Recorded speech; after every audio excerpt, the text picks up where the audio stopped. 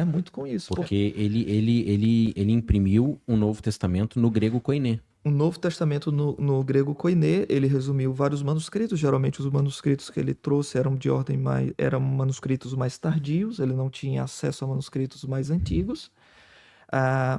Entretanto, ele fez um trabalho hercúleo que antes dele quase ninguém tentava, né? Quase ninguém conseguia fazer isso, né? Ele tinha acesso a escritório, né? Lugar onde monges, Os copistas, né? os copistas traziam aquilo dali. Ele teve acesso, reuniu, fez a edição, né?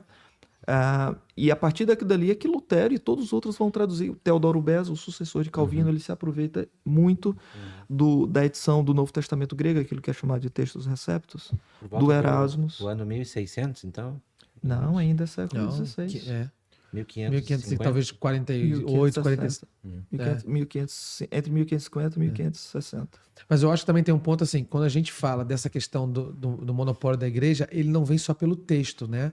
Ele vem pela doutrina, uma das doutrinas questionadas, que é a doutrina do magistério da igreja, de que você pode até ter o texto na tua língua, mas você não detém a autoridade para interpretar esse texto como a igreja detém.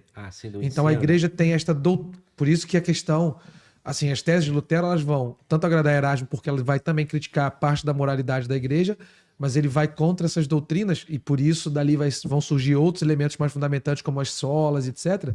Porque vão questionar doutrinas que defendiam alguns comportamentos da igreja, que eram doutrinas heréticas, como por exemplo o magistério da igreja é uma doutrina herética, né?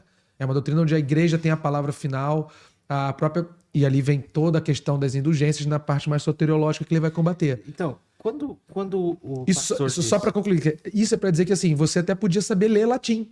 Tá. Mas se você interpretasse o texto diferente do que a igreja interpretava, a palavra da igreja tinha prioridade sobre a tua interpretação. A minha dúvida até, o Francisco pode nos ajudar, quando o pastor diz que Erasmo não tinha nada contra a teologia da igreja católica, apenas a questões morais, né? Mas a gente percebia que havia alguns erros doutrinários graves que inclusive eles matavam por causa disso, né? Mas veja, os humanistas... mas é que os humanistas católicos, eles não aprovavam isso. Eles não eram a favor da Inquisição, ou pelo menos em algum período. Erasmo é um que eu não sei dizer, eu não posso dizer se todos os humanistas não eram a favor, mas eu sei que naquele período, no período da Reforma, até é o que a gente falou lá no início, né? A Reforma também abriu um corredor para que viesse também ensinos humanistas, aristotélicos, que outras ideias que estavam sendo suprimidas pelo catolicismo aparecessem no contexto acadêmico, científico, político, social da Europa. Então houve ali uma revitalização, né, aquilo que o Evandro colocou, desse humanismo grego, e os humanistas católicos não eram a favor do uso dessa força bruta da promoção de mortes, condenar as pessoas na fogueira, etc. Então, entendiam que havia erros, mas diziam, olha, tem o erro, ele precisa ser corrigido, mas não é matando as pessoas.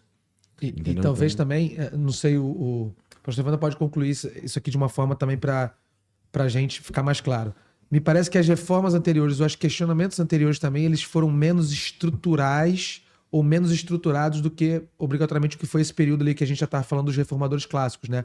Porque se nós olharmos, naquele período mesmo de 400, 500, nós vamos ver muitas críticas de doutrinas heréticas fora do campo da moralidade, mas muito pontuais. Então, por exemplo, vai se questionar a idolatria, as imagens, etc.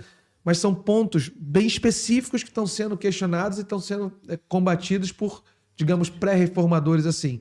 Mas estruturalmente, me parece que é esse período que vai combater de forma estrutural as doutrinas heréticas da igreja, no campo teológico, certo? Sim, sim.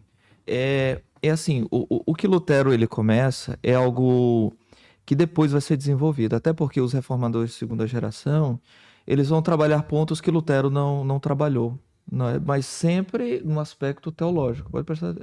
para os reformadores, o importante era a teologia e a moralidade é consequência. É fruto de uma boa doutrina. Exatamente. Não é?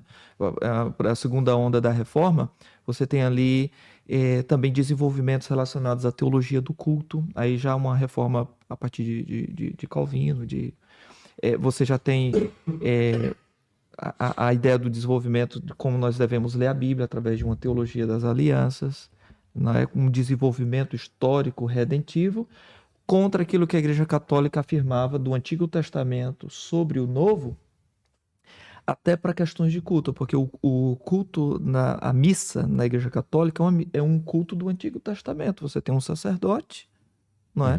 Fazer um rito. Que faz a mediação, um sacrifício, sacrifício sangrento, não é?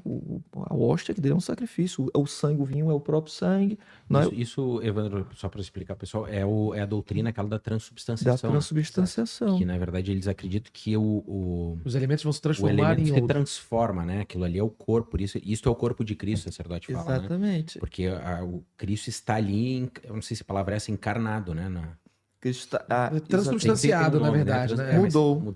Porque no entendimento católico romano, que é muito baseado num tipo de escolasticismo da Idade Média, a ideia era que o seguinte, eles se baseavam muito na filosofia, na diferença entre substância e propriedades acidentais. Vou dar um exemplo. Nós temos aqui um copo, não é? E esse copo, ele o que é que faz disso um copo, não é?